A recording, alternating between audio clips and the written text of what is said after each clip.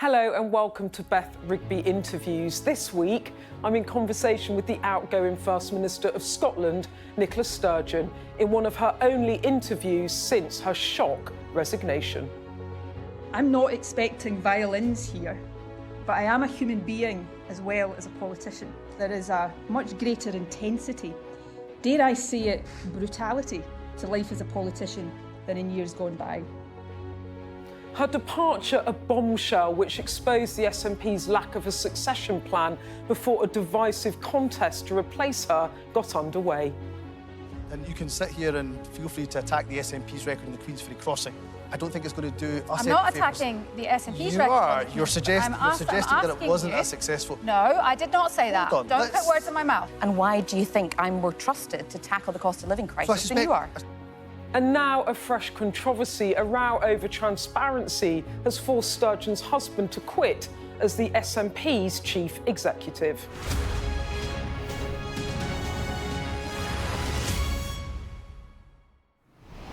The question many people are asking, though, is why did Nicola Sturgeon quit in the first place and why now?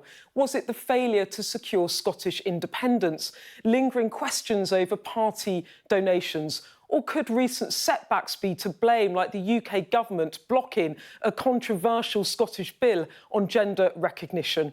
Earlier, I sought some answers. First Minister, thank you for joining us today. And I want to talk to you about your decision to stand down, your reflections on your time as First Minister. But before I do, I want to ask you about the events of the weekend. Your husband, Peter Murrell, resigned this weekend as SNP Chief Exec. The Director of Comms also resigned after it emerged the party had lied to the press about membership numbers. To quote the interim Chief Exec, Michael Russell, the party's in a tremendous mess. I don't think the party's in a tremendous mess, and I don't actually think that's what Mike meant. Some of the issues around the leadership election have, created this impression of it being messier than we would like it to be. But the process is fundamentally sound. The party is undefeated electorally. I'm struck by the fact most parties who go through a process like this do it after an election defeat. That's not the position the SNP is in. We're going through what I would describe as necessary growing pains. It is difficult, but I think we'll come out of it stronger. And perhaps the tricky thing, given we are undefeated electorally, still by some distance Scotland's biggest political party, it's to get the balance right between the renewal, change, refresh that is necessary. I wouldn't be standing down if I didn't think that was necessary after 16 years in government, but also protecting the ingredients of our phenomenal electoral success, not throwing the baby out with the bathwater. So difficult process, yes, but a necessary one for the party to go through. I'll come on to why you decided now, not after an election, which would be a more typical moment to stand down. But the fall in membership's really quite disastrous, isn't it? No, it's not disastrous, and I think context and perspective is important. Of course, no party wants its membership to be going down rather than up, but immediately after the independence referendum, we had an explosion in membership to a very, very high point that was probably not sustainable forever. That has settled now around the place that's been published over the weekend. There'll be a variety of reasons in that. Some political, some people forget to sign up. The cost of living crisis will be a factor as well. But the perspective that is really important for my party to hold on to here is that we remain the only mass membership party in Scotland, and we can't say this with certainty because the other parties don't publish their membership figures, but based on the assessments of that, we will have more members in the SNP than all of the opposition parties in Scotland combined. I don't want to dwell on it, but it is 30,000 members lost over a year. It is a lot, and you're going through a bumpy time. The party not looking that attractive at the moment, but So I'm not suggesting that this is not a difficult process, and at times it has been a less than edifying process. And what I'd say to all of those standing to succeed me as leader, I'm not picking a favourite there, that's for the party to decide, is remember that I am standing down from a party that hasn't lost an election in Scotland since 2010. We've won 8 elections in my 8 years as leader. We remain significantly ahead of all the other parties in the opinion polls, even opinion polls in recent days. We've built a coalition of support and an election-winning campaign machine. So yes, the fact I'm standing down is testament to the fact that I think after so long in government, this is a moment for refresh, renewal, change. But let's not throw the baby out with the bathwater. We have the trust of the people of Scotland, and we've got to make sure we retain that trust. Nicola Sturgeon, it sounds a bit like you're making a warning to them about trashing I'm not the warning. brand. No, I'm not warning anybody. I'm going to be careful because I've said I'm not going to give unsolicited advice to those who come after me, and I mean that. But what I'm saying is most political parties go through this after the electorate have kicked them out. That's not the SNP's position. We are the most successful party in Scotland, the most trusted party, the biggest party, even in this difficult phase, by far. So we've obviously been doing lots of things right. Yes, we need to change. Any party that doesn't change after, getting close to 2 decades in power is daft in my view. But make sure we get the balance right between change and protecting what has made us so successful. And just before I move on, there's also an ongoing police investigation into use of funds. We wouldn't expect you to comment on that, but there's a suggestion you and your husband will be interviewed. Have you heard anything on that? No, but I am not going to comment on, I wouldn't comment on any ongoing police investigation, and I'm not going to comment on this one. So you haven't heard, but it must have been put pressure on you and your husband. Hand on heart, did this play any part in your departure and your decision? No. Well, look, let's move on to your resignation. You're standing down after nearly a decade as First Minister. This is the first time I've seen you do an interview since your shock resignation. And I have to say, I watched that resignation press conference somewhat aghast.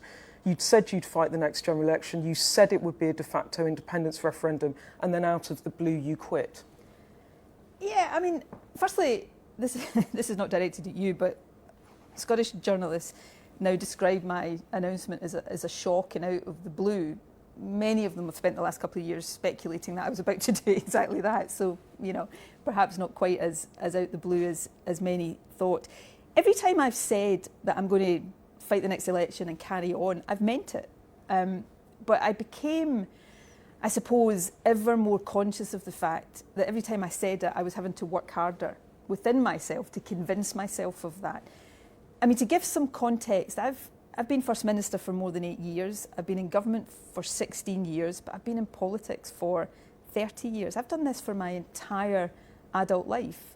Being First Minister, like being leader in any country, is 24/7. You're never off duty.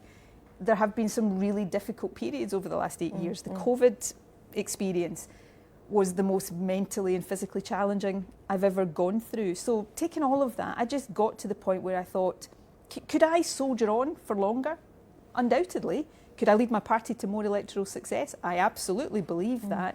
But could I, for much longer, give the job what it deserves? And the only way I could do it is 100% of myself. And the answer to that was no.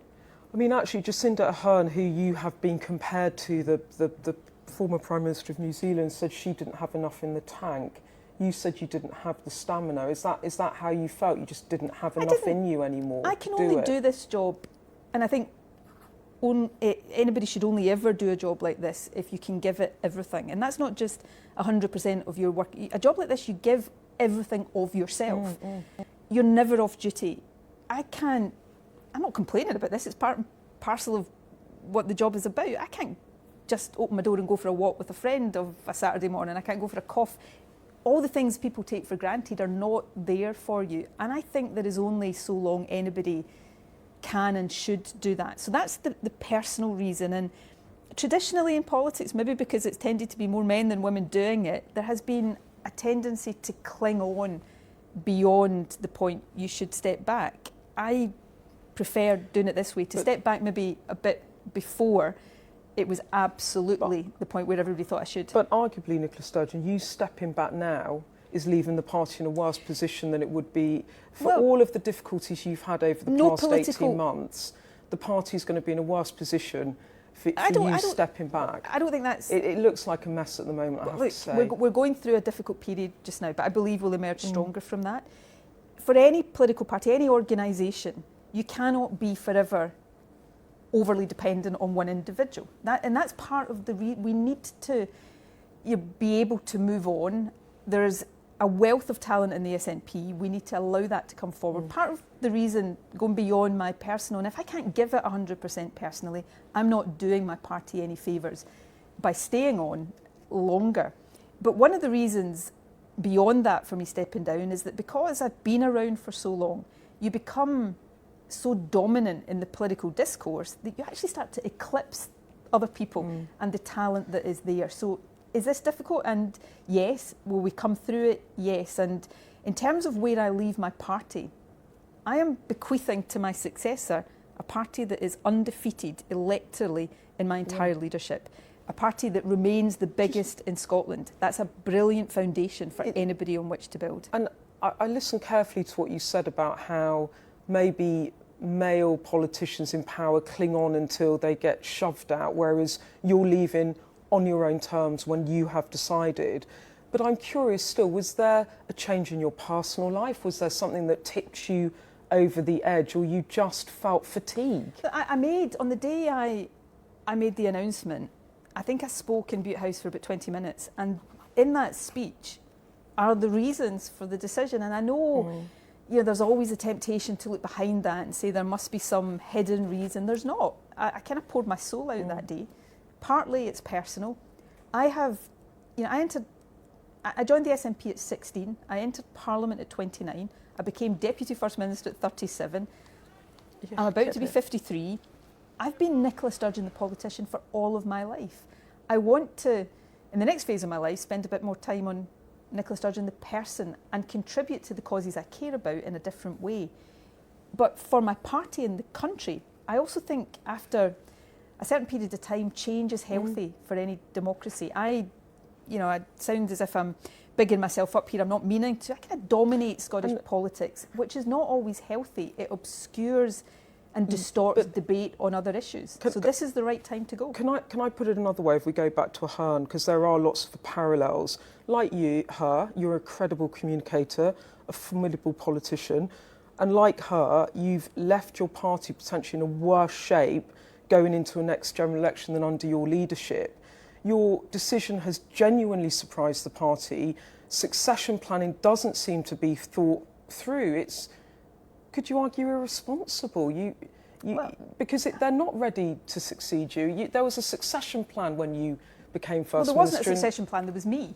And you are the succession plan. But there is only so much. I've put people into my cabinets, into my government. I've allowed people to, get the ministerial experience and the political experience that comes with that. But ultimately, it comes down to people stepping up. And we've got 3 people who have stepped up, and the party will choose. If you go back, to 10 years or so ago, people would have looked at me and thought, was she really capable? She'd never be Alex Salmond. She would never be able to. Sometimes you have to allow people to get into the position in order to prove themselves. And you become, and I felt I was becoming, not because I didn't want to do it and didn't try to do it, I was becoming the barrier to succession because I was eclipsing those that would come after me. Couldn't you have stayed until the next general election? Yeah, I could have done, but at what cost to myself?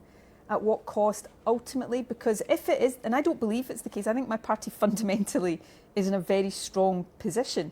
But if your argument is correct, and I would just have been staying on because I was effectively papering over cracks or keeping a lid on a pressure cooker or whatever, is that in the long-term interests of my party? My party is going through a process of change right now that is difficult. Change is always difficult, but it's essential if it is to come out of that process stronger and ready, not just to fight the next general election, but to fight the contests and win the case for independence that comes after that. Is there any part of you, while you watch what's going on now and suddenly, Kate Forbes had to come back from maternity leave and there was a big scramble around and they didn't really have their campaigns ready, is there any part of you that thinks, oh, maybe I mishandled this? No, because nothing at all? Look, I'm my own biggest critic, okay? Even sitting in front of people like you. So I'm the kind of person that will always agonise over, could I have done that better, could I have done this better? But just let's play this thought experiment for 20 seconds here. Say I decided to stay on for another 6 months, year to the general election, whenever that was going to be. I couldn't have said 6 months in advance, by the way, I'm about to stand down, because you can't govern like that. So whenever I had chosen to stand down, now 6 months, a year, 18 months from now, there would still have been a sense that it had come out of the blue, because the nature of it is that until you decide to step down, you are the person in the hot seat and you have to have all of the authority that goes with that. So what I'm saying in it, maybe I'm not trying to simply justify my own decision. I don't need to justify my own decision, but there's an inevitability after. The SNP has only 3 people lead it in 30 years. It hasn't had to go through this for a while. But frankly, every year now that this process was delayed would arguably have made the process harder than it is. We will emerge from this. It doesn't feel like it just now. I readily concede that. Going into a general election, we will come out of this to lose your most successful leader at the ballot box there's a downside risk, put it that way. You must see that. Of course, but there would be a downside risk of me staying on beyond the point at which I thought I was the right person, personally and politically. I spoke in my resignation speech about the fact that lots of people, because there's nobody in Scotland, very few people in Scotland without an opinion of me, good, bad, or somewhere in between. And that starts to colour people's opinions of other issues as well.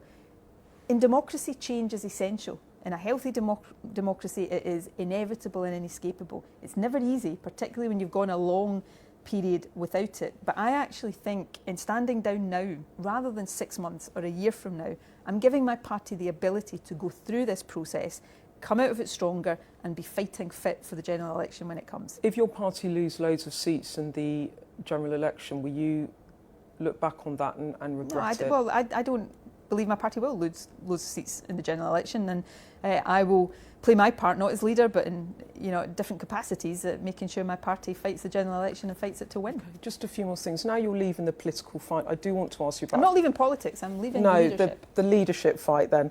I wanted to ask you about a piece of legislation that caused you some difficulty, which was the Gender Recognition Bill. You stuck to your guns, but it was a relatively marginal issue in relation to things like the NHS or educational drugs in Scotland, and you burnt through a huge amount of your own political capital, and you were out of step with the Scottish public. Do you look back on that and think you got it wrong? Firstly, I think I could sit here and argue that I wasn't out of step with the Scottish public, but I don't know that there's much point in having it backwards and forwards about opinion polls. Okay. Secondly, the other thing I would take on is in leadership, you never do one issue at the expense of others. You deal with a multitude of issues. So this idea that because I pursued gender recognition legislation, we didn't focus on other issues. The other contextual point I would make is, and this actually illustrates the point I was making earlier on, this legislation is described in Scotland as my legislation. This piece of legislation was passed by a 2/3 majority in the Scottish Parliament. MSPs of every party voted for it. It wasn't my legislation, it was legislation backed democratically by the Scottish Parliament. If I have a regret about it, it's not pursuing an issue, because I don't think equality, basic human rights and human dignity is ever a marginal issue. I've sat in rooms with young trans kids talking to me about wanting to kill themselves because of the stigma and the discrimination and the inability to be recognised for who they are. I don't think that's a marginal issue. I'm a feminist, always have been, always will be. The threat to women are abusive and predatory men, not trans people.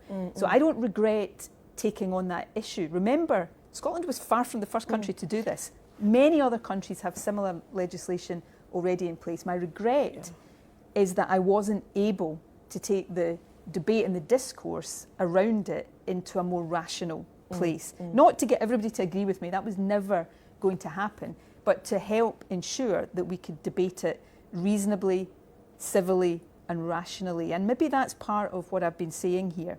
Maybe I've been in politics too long now to be able to do that as effectively as I need to. Did it knock your confidence that you couldn't win the argument? No, it didn't knock my confidence, but it wasn't. I said when I made my resignation statement, there was no one issue. I've dealt. People said at the time, "Oh, this has been a tough time for the Scottish Government." Show me a time that's not been tough. If this was just about the confidence, the resilience to deal with individual ups and downs of politics, I wouldn't be standing down. But it's about that central point I made, when you've been in politics in as dominant a position as I have for as long as I have, then your ability to change people's minds about you and about issues that you're arguing diminishes. And that's the reality. And First Minister, you also got into a muddle over Isla Bryson, a convicted rapist sent to a all-woman prison. You got into a muddle about whether they were a man or a woman. First you said you didn't have enough information, then you described Bryson as her. Do you regret all of that as well? I don't.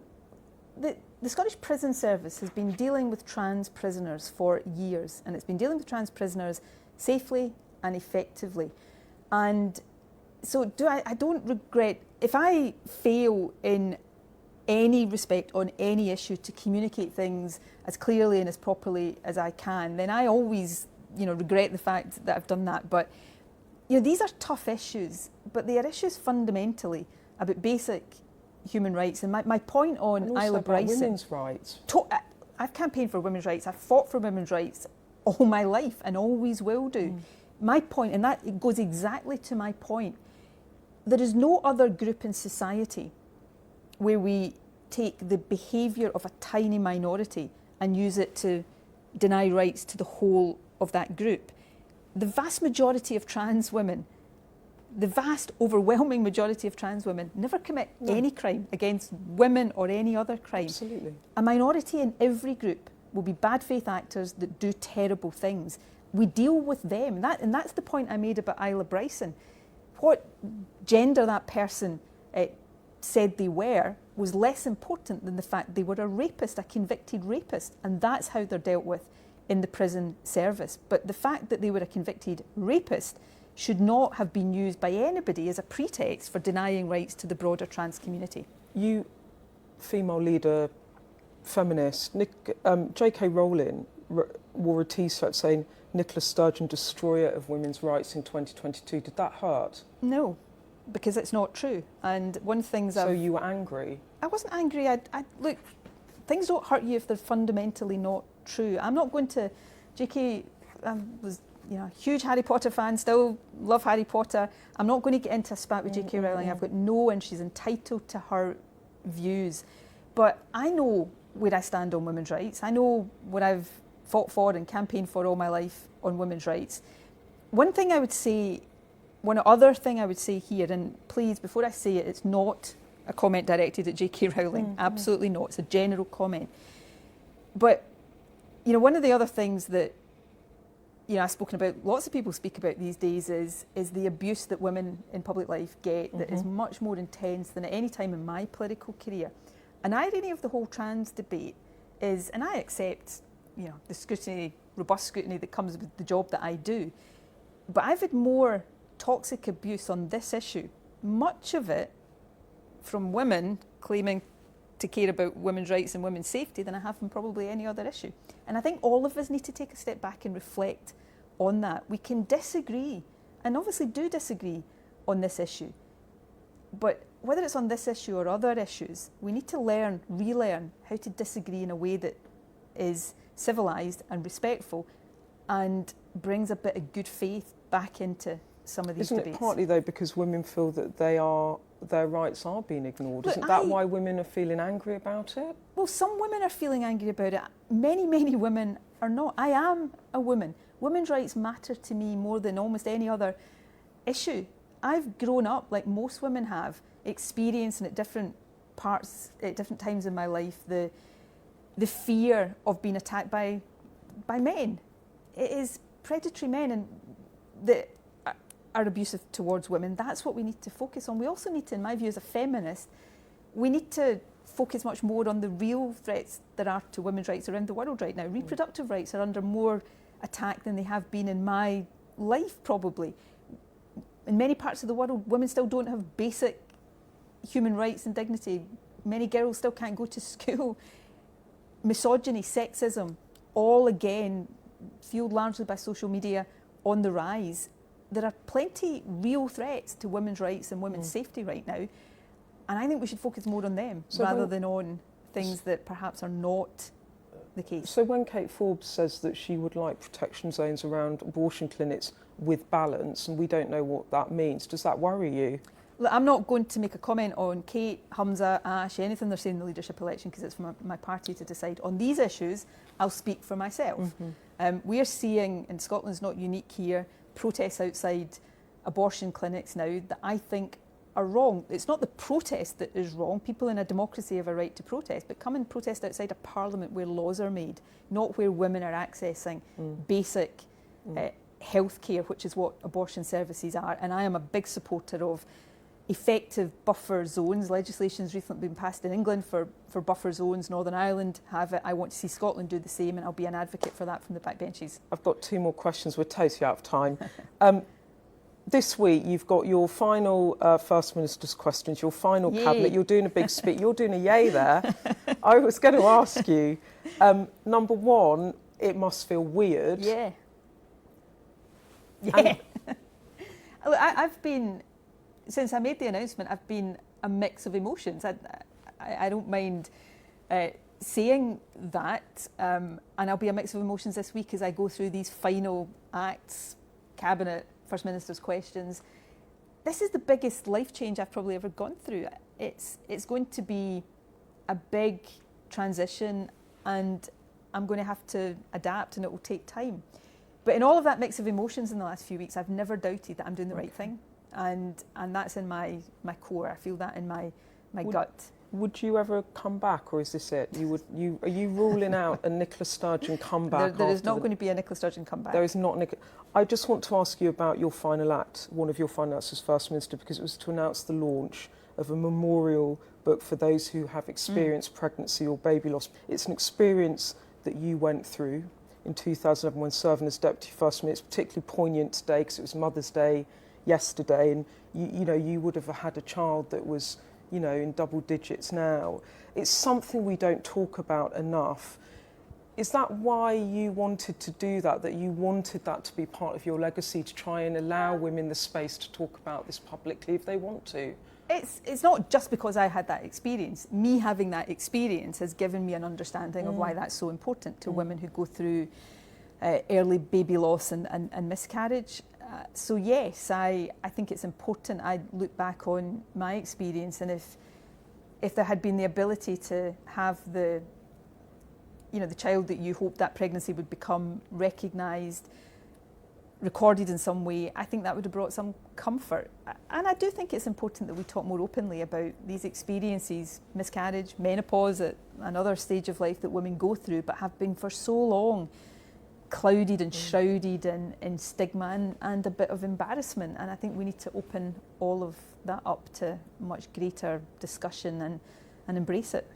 Okay, well, Nicola Sturgeon, I don't know what you're going to do next. Me neither. But we will all be watching to see. you. And thank you for joining us today. Really appreciate been a pleasure. your time. Thank you. Thank you. Nicola Sturgeon there with a poignant message and what's likely to be one of her final interviews as First Minister, and I wonder what she'll do next. Well, I hope you enjoyed this week's conversation. If you scan this QR code on screen now, you can watch all of our interviews online and all of the previous episodes of the show. And if you scan the QR code on screen right now, you can also listen to the Beth Rigby Interviews podcast. Each week I take a look at the highlights of my interviews, and there are some extra bits and pieces in there too. That'll be on the Sky News app or wherever you get your podcasts later this week. Well, that's all for today's show. Thank you to my special guest, Nicola Sturgeon, and thank you for watching.